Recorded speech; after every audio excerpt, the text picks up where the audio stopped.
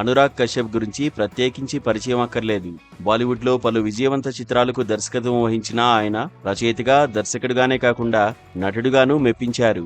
హిందీలోనే కాక తమిళంలో మహారాజా, లియో చిత్రాలు, మలయాళంలో రైఫిల్ క్లబ్ చిత్రాల్లో నటించారు. ప్రస్తుతం తెలుగులో డెకాయిడ్ చిత్రంలో కీలక పాత్ర పోషిస్తున్నారు. తాజాగా ఆయన తెరకెక్కించిన చిత్రం నిశాంచి.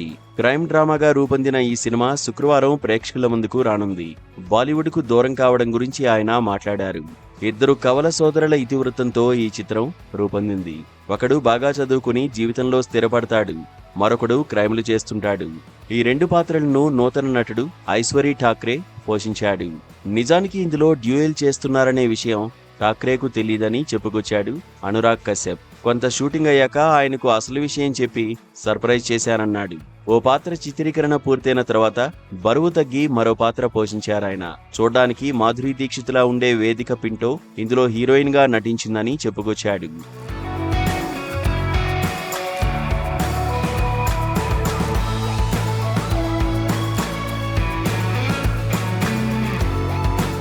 ఇదిలా ఉండగా స్టార్స్ తో సినిమాలు తీయడం నాకు నచ్చదు. స్టార్స్ తో సినిమా అంటే భారీ అంచనాలు ఉంటాయన్నాడు అనురాగ్ కశ్యప్. వాటిని అందుకోలేకపోతే ఫైనల్ గా నిందపడేది దర్శకుడిపైనే. అదే కొత్త నటీనటులతో చేస్తే ఒత్తిడి ఉండదు. అందుకే ప్రయోగాలు చేయొచ్చు. నేను మొహాటం లేకుండా మాట్లాడుతుంటానని చాలా మంది అనుకుంటారు. అందులో నిజం లేదు. సైలెంట్ గా నా పని నేను చేసుకుంటాను. నేనేం చేశానన్నది నా సినిమాలే చెబుతాయన్నాడు. చాన్నాళ్లుగా బాలీవుడ్ నన్ను ఓ ప్రమాదకర వ్యక్తిగా చూస్తోంది.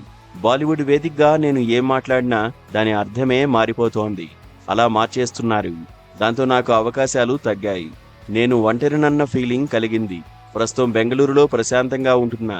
ముంబైలో 3 ఏళ్లలో నేను రాయగలిగిన దానికన్నా ఎక్కువ బెంగళూరులో 8 నెలల్లోనే పూర్తి చేశానన్నాడు.